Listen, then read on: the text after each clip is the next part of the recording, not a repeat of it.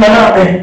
Na najua hapa ni mstari ambao umekanganya watu wengi. Nasema, nami nakwambia wewe ndiye Petro, na juu ya mwamba huu nitalijenga kanisa langu, wala malango ya kuzimu haitaishinda. Huyo ni Yesu Kristo alisema.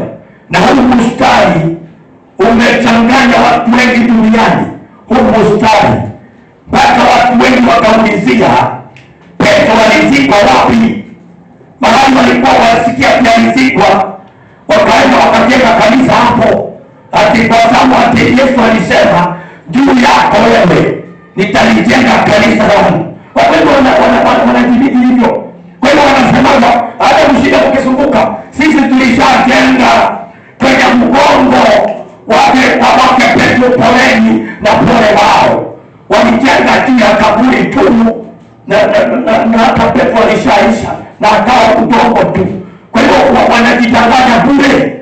Mimi nasikia sijui wamehifadhi, sijui waliotafuta hiyo mifupa wakahifadhi kwa kanisa zao. Ati hii ni mfupa ya Petro.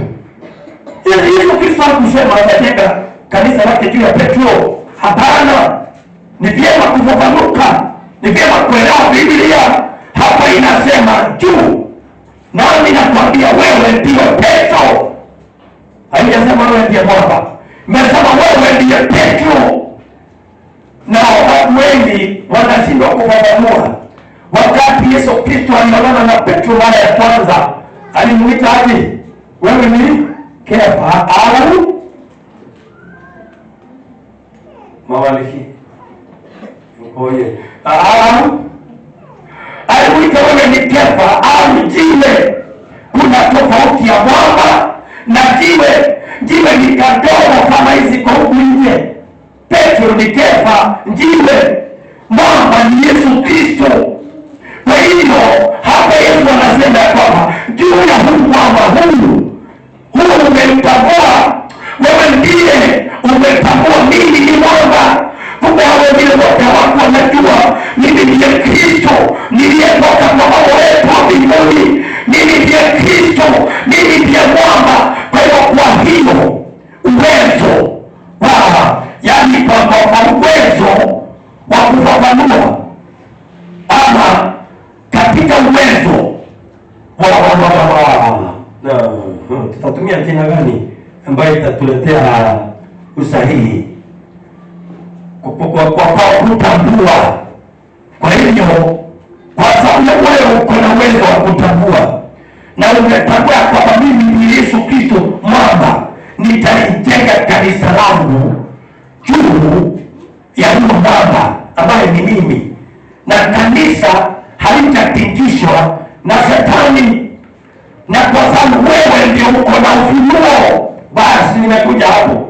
Mtu yeyote ambaye hana ufunuo utakaa sana bila Mungu kukutumia. Mungu anatumia mtu aliye na ufunuo. Kwa hiyo Petro akapata ufunuo. Mungu akasema basi juu ya ufunuo umefunua ya kwamba mimi ni mwamba, mimi ni juu ya ufunuo, kanisa langu litajengwa hapo. Kwa hiyo pole sana wale walikuwa wanatafuta Petro alizikwa wapi, ati wakaabudu hapo. Sasa wamefika mahali Yesu alisema kanisa litajengwa. Kanisa linajengwa juu ya ufunuo. Kwa hiyo mtu yeyote akitumika ati ufunuo anaweza anzishwa, yaani Kristo Yesu anaweza anzisha ndani yako huru mkubwa sana. Kwa hiyo ili tumalizie, Biblia inasema sasa kazi ya Petro ilikuwa hapa. Walio na ufunuo ndio walipewa hii.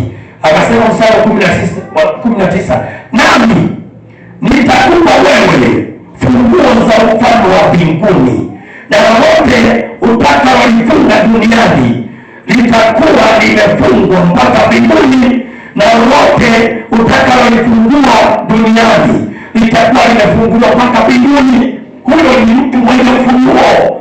Petro, Mungu anamwambia Yesu, anamwambia wewe mtu mzuri sana, umenifunua mimi ni Yesu mwana wa Mungu. Kile nitafanya, nikishajenga kanisa juu ya mwamba, au kisha baadaye kifunguo ni wewe utakaa nayo, na sio kifunguo moja tunafungua tu ate kwa Mungu ni mmoja, kifunguo za kwa hiyo mingi za mbinguni nakupa wewe. chochote utafunga hapa duniani, wewe mwenye ufunguo kitafungwa mpaka mbinguni. Sasa wewe hata Mathayo 3 hata Mathayo 1 hujui inasemaga aje, hata hujui Biblia hata unasema nafunga hapa duniani, nafunga wapi? Unafunga kwa pepo inaendelea kutawala.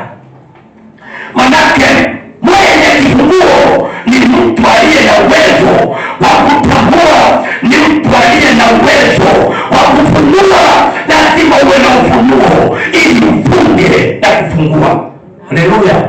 Kama kanisa, kama mnataka tuwe kanisa ambalo liko na uwezo wa kufunga na kunafungika, tunafungua na kunafunguka, lazima tuwe kanisa ambalo liko na uwezo wa kufunua maandiko. Yaani ukienda Mathayo unafunua Yesu Kristo hapo, ukienda Mwanzo tu unasoma tu na Yesu Kristo ndiye alikuwa amenenwa hapa, ukienda na huku katika Warumi Yesu Kristo alikuwa amenenwa hapa. Yaani huo ufunuo unakupea kifunguo. Kwa kama ufunguaji chochote, wewe tu unakimbia pale ati tutabarikiwa mjini na tubarikiwa mashambani, letea gari yako, ndogo itakia, utazunguka hapa. Kama leo kwa mstari unakimbia hapa, tena unaweza kusema nyumba, baba nakuna nyumba ulisema, tabarikiwa mashambani, na ndipo kujengo utaenda. Lazima ujue mafunguo na zaidi kumfunua Yesu Kristo. Haleluya. Hiyo ndio inakupatia license ya kuwa na kifunguo ya mbinguni, ya kufungua chochote na kufunga, kwa sababu ya kufunua Yesu Kristo. Kwa hivyo mtu wa kwanza katika mitume wote 12 kufunua Yesu Kristo alikuwa ni Petro. Na kwa sababu watu wanaweza sema hapana, Petro aliitwa mwamba. Maandiko inasema katika kitabu cha Wakorintho wa kwanza 10 na mstari wake wa 4, hapo nitajisomea ili niharakishe. Biblia inasema wote wakanywa kinywaji kile cha Roho, kwa maana walinywea mwamba wa Roho uliofuata, na mwamba ule ulikuwa ni Kristo.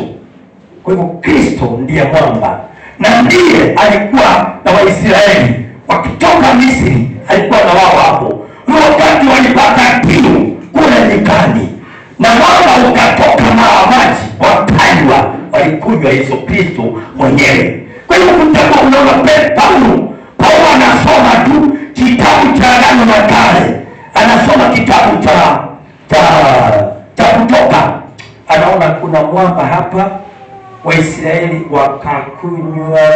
Sasa ni Paulo anasoma, Waisraeli wakakunywa maji waliounenea mwamba. Anasema hapa huo mwamba ni Yesu Kristo.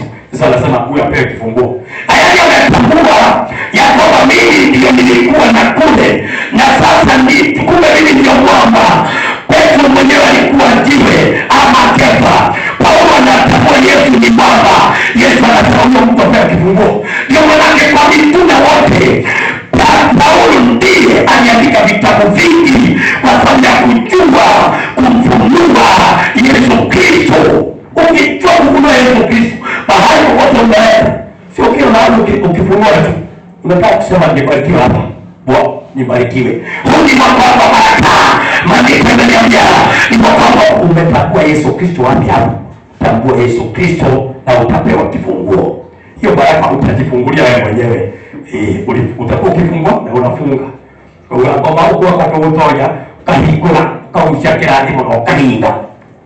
Kwa sababu ya kujua tu kumtambua Yesu Kristo. Kwa hiyo huyu ndio Petro, na huyu Petro kwa sababu alijua nyakati hizi zetu, akasema kwamba kutakuwa na manabii wengi wa uongo, na ndio maana maandiko inasema ama dhimu yake ya kitabu chake kizima inakuwa ni imani ya kweli dhidi ya walimu wa uongo. Hiyo ndio thimu ya kitabu nzima ya Petro.